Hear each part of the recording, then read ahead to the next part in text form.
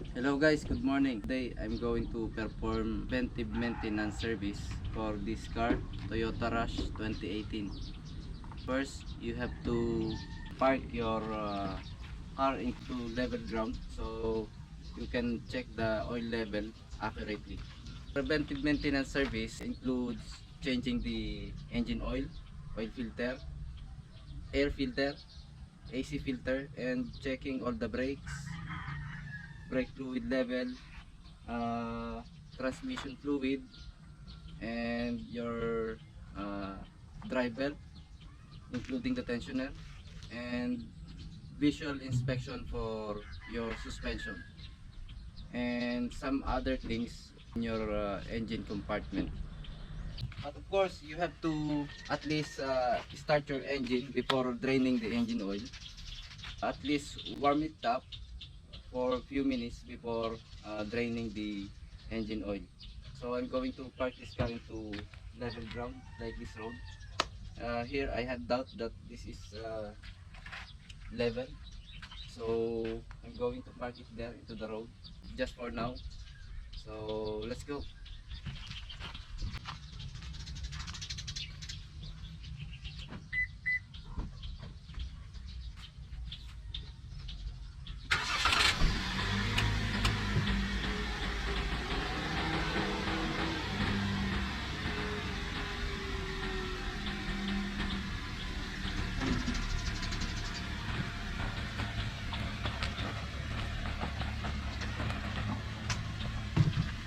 Okay.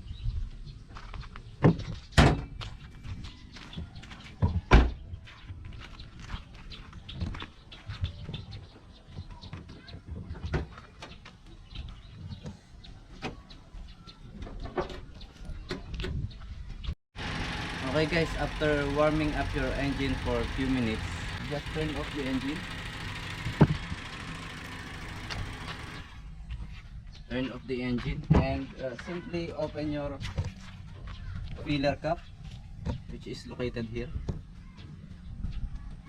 Okay, simply open your filler cap and remove your dipstick for engine oil. Okay, you can check your engine oil condition here if it is really necessary to replace it. But preventive maintenance for changing the engine oil should be every 5,000 kilometer if you are using regular engine oil, and 10,000 kilometer if you are using fully synthetic engine oil. But since this one use only regular engine oil, so it should be 5,000 kilometer or 6 months, 5 to 6 months, whichever comes first. Okay, so let's check the engine oil level. Okay, the engine oil level is, yes, it's still acceptable because it's between this hole and this hole. This is the maximum oil level, and this is the critical engine oil level. Okay, so this is the maximum engine oil level, which should be after filling the engine oil, it should be measured here. And whenever you're checking the engine oil level, it should be between here and here. But I advise you to make it exactly on this level. Okay, after removing the filler cap and the dipstick, simply open the oil drain plug. Okay, so your engine oil drain plug is underneath the engine, which is located oil pan, and the size of the drain plug, the drain plug bolt is number 14 mm.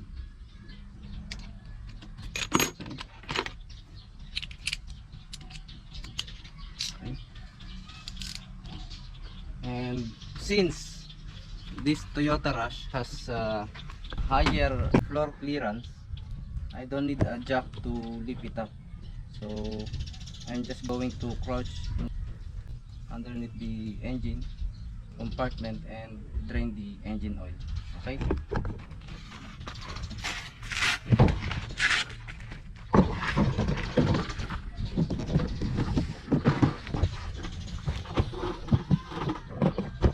Yes. Okay guys, engine oil drain plug is located here in this side. So for Toyota Rush, it has access hole here, as you can see, and the drain plug is here. So just loosen it and drain the engine oil. Okay, just take a little care while draining this oil because it's still hot since you warmed up your engine. So be careful not to spill the engine oil. So this is your drain plug. Okay, and then while draining your engine oil, we can now proceed to removing the engine oil filter, which is located there. Okay, let's replace the engine oil filter.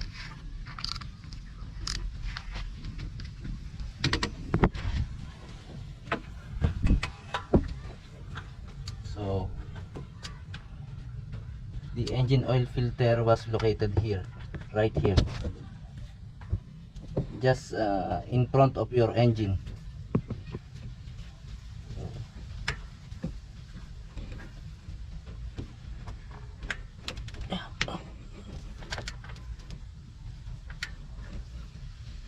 Okay guys, after draining your engine oil, just fix back your oil pan drain plug. This one, number 14 mm. Of course you have to clean it and fix with new washer, and then clean the thread, of course, so you can fix this smoothly. Fix this one first. Okay, let's go.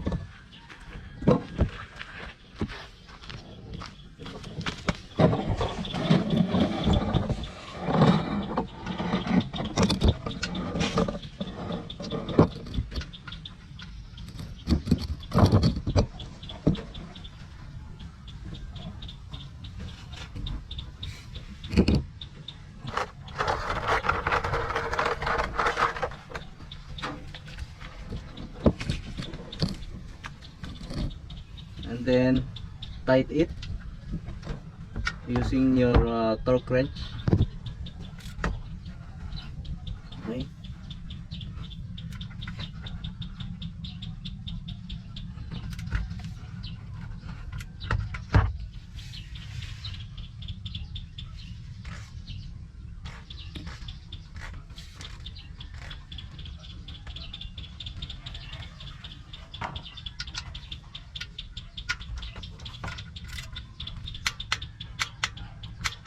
Okay, and then your next is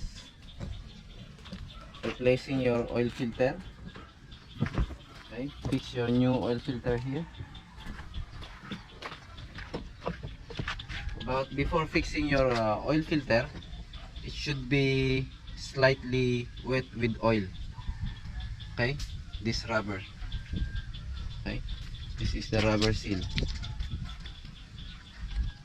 And of course, clean the engine oil filter casing, this including the thread. Okay, and then fix it. Just tight it by hand initially.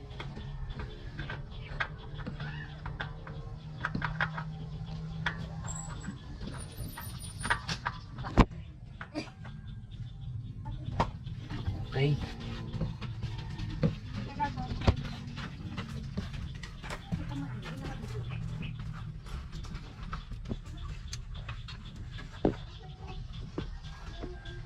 And then using your oil filter wrench, you can tight it, torque 12 nm. Okay, so okay, let's go again.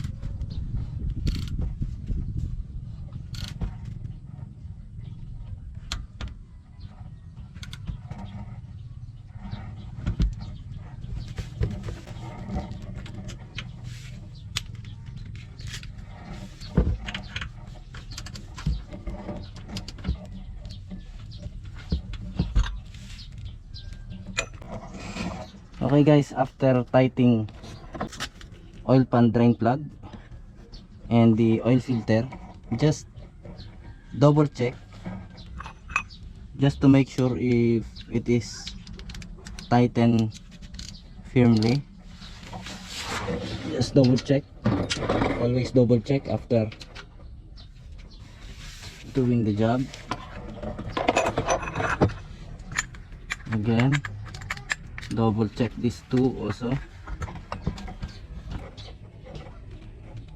Okay, it's tight.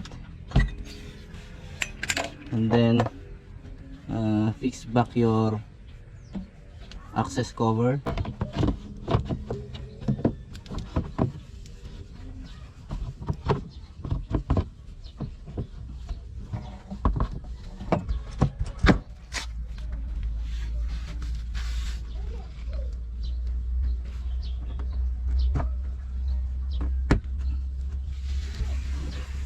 Okay, so we're done here.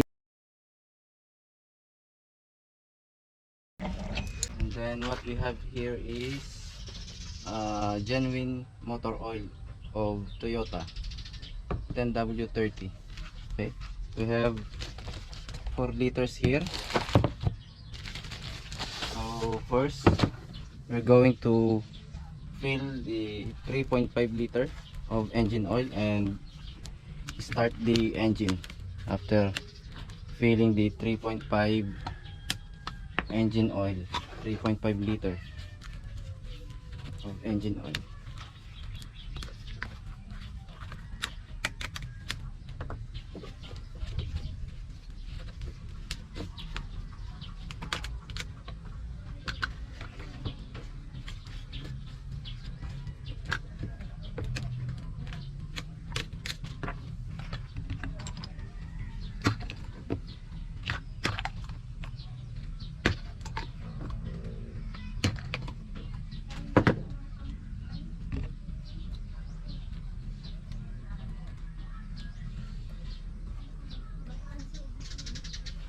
Okay, let's go.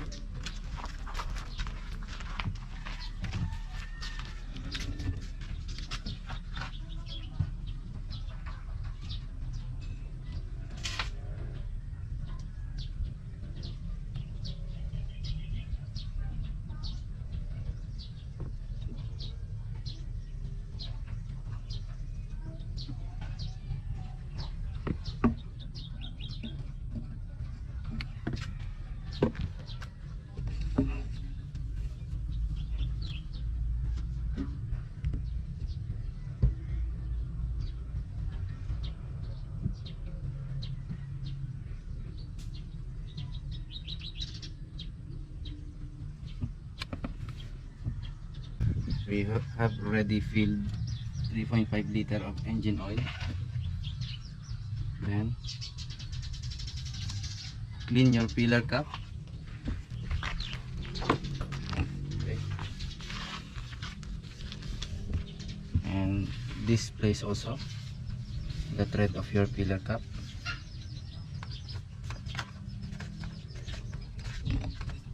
And then fix it. Initially check the engine oil level using this dipstick. Okay, so the engine oil level is right here. above the maximum oil level. Why? Because the engine is not yet started, so it is not yet being circulated. The engine oil is not yet being circulated inside the engine. Okay, especially the engine oil filter is not yet wet of engine oil. Okay, let's start the engine.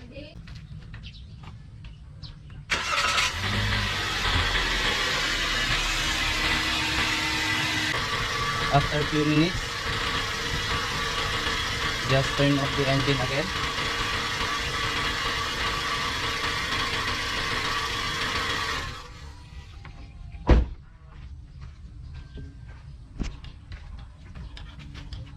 And then recheck the engine oil level.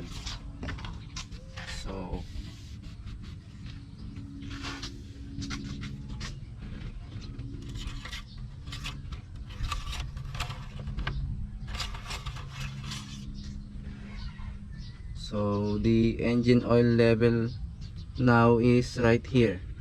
Okay, here.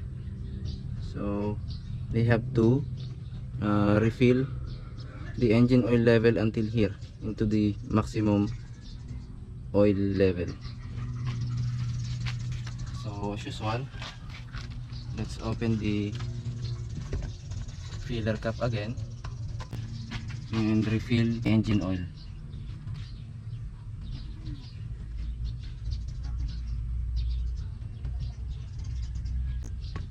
So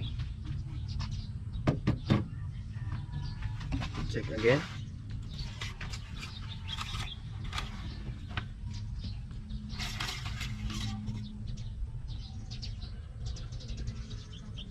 Okay, so the engine oil level now is here. Okay, so this is the correct engine oil level. Let's double check.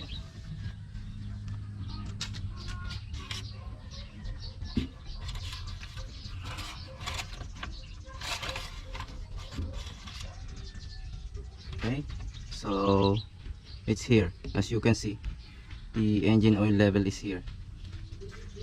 Okay, so we are now done performing the changing the oil and oil filter. Let's add a liter more. Okay. So,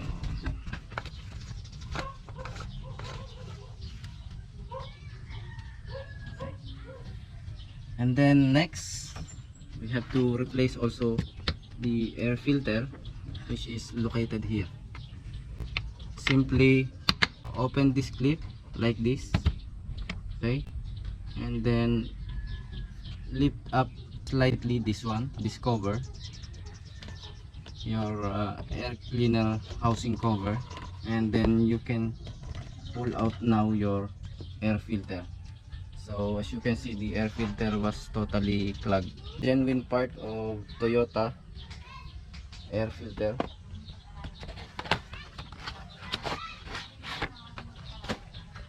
Okay, so they are just the same. Yes, so this is the new air filter. As you can see, this one is totally dirty, it's totally clogged, and this one is the new one. Okay, let's fix it back, just like this. Okay, that is how simple it is. Coolant level also is just fine. Our brake fluid also is still at its maximum level. And let's check our transmission oil level. Okay, first check the condition. I think it's still just fine. Okay, and let's check the level.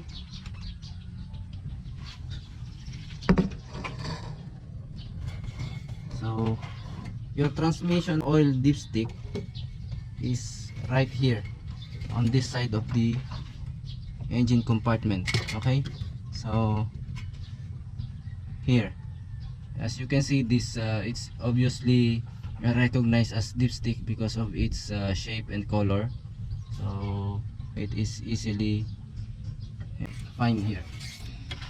Okay, so the oil level is just fine, it's right here, and the automatic transmission fluid level and the condition also is just fine. So let's fix it back. Okay, and then let's check also our battery condition. Battery tester. Okay,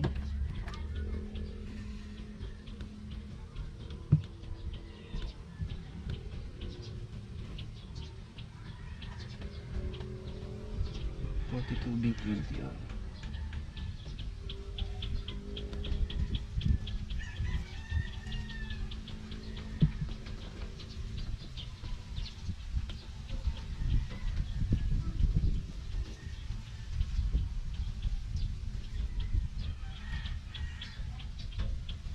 So the battery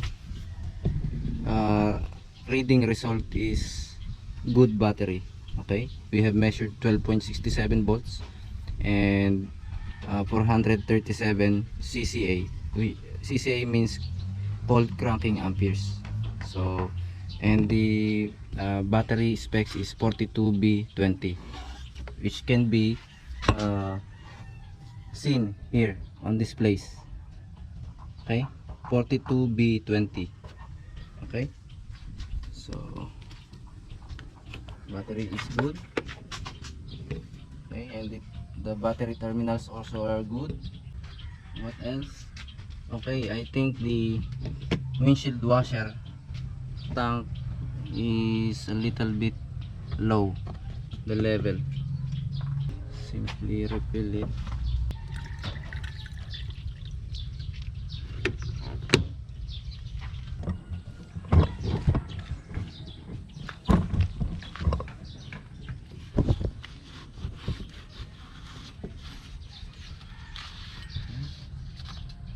So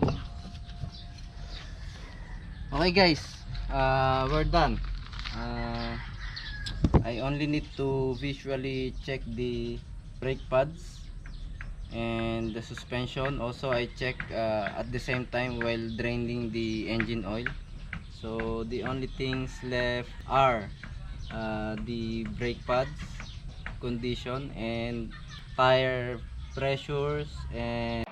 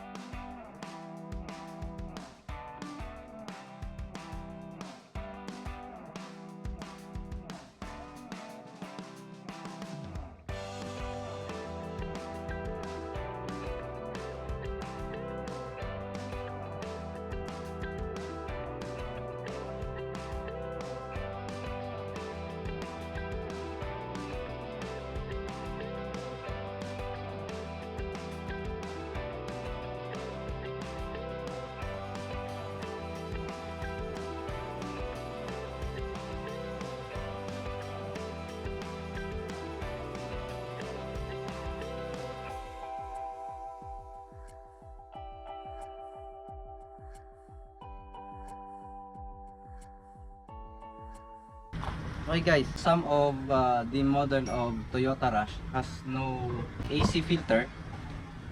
All it is cabin filter. So this model unfortunately doesn't have AC filter, so it's not included. So your AC filter is located in this place. Just open your glove box, and then how you open it is just push this side, right? Push this side and pull it down and then push it on the right side again to pull down this glove box. Okay, remove all the things here.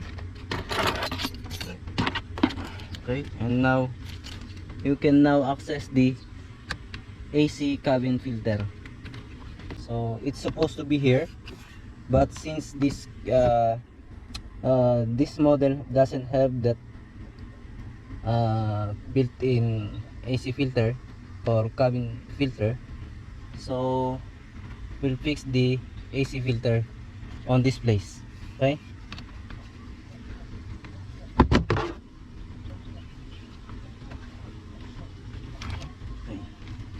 so I have AC filter here. It's a little bit big. Okay, so I have to cut it. Okay, so I have to cut this AC filter until here. Okay guys, since I don't have genuine part of Toyota Rush AC filter, but I have genuine part of AC filter of the other brand, so I just cut it like this because it's a little smaller. The housing of where we can fix the AC filter is a little smaller than this AC filter, so I just cut it like this. Okay, so this is a genuine part of AC filter of other brand, but it's different. It has different size here, that's why it has different size, but I can still use this as AC filter. Okay guys, since it has no built-in AC filter and also there was no AC filter housing, but there is a reserve space here where we have option to fix the AC filter. So this pattern here, you can make a hole here at exact shape of your AC filter here. Okay, so I just cut it out.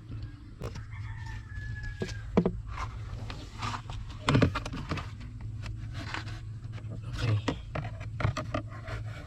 slowly, but you have to be very careful while cutting this plastic.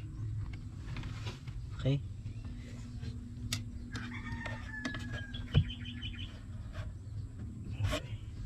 so I think that's enough. So let's try to fix the AC filter here. Yes.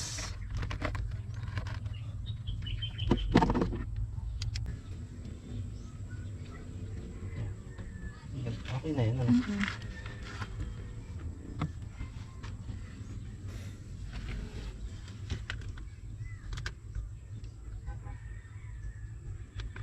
Okay, we're done. So let's fix back now the glue box. Okay, so first you have to insert this one here like this. Okay, and then push it like this. Yes, yes. Okay,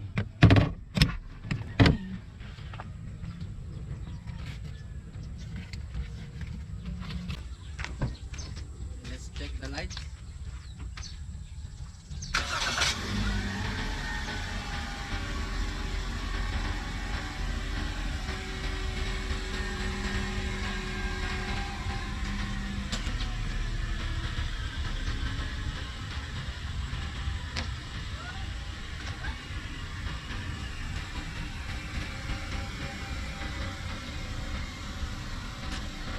Let's check the wiper.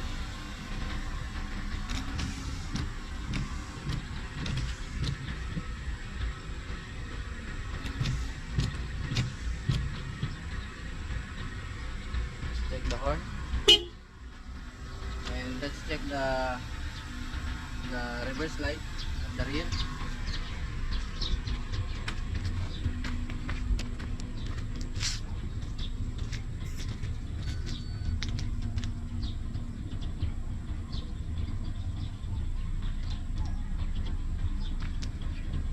Including the tail lights and the plate light and the park lights. These are the park lights, so they are all working properly. And of course the hazard, the turn signal, they are all working. Fog lights, okay. The headlight, high beam and low beam, it's all working.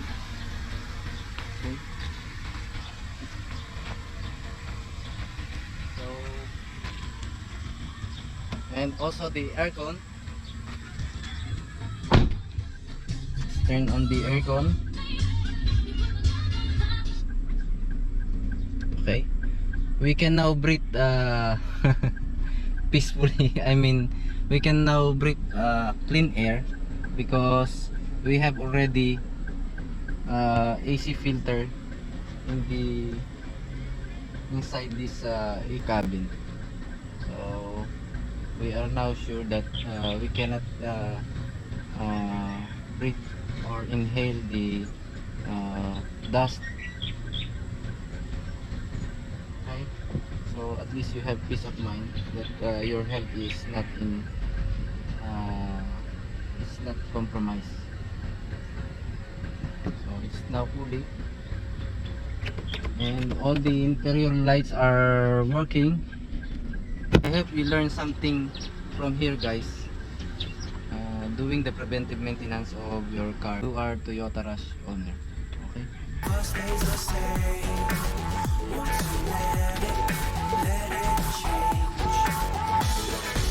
It's like a family tree.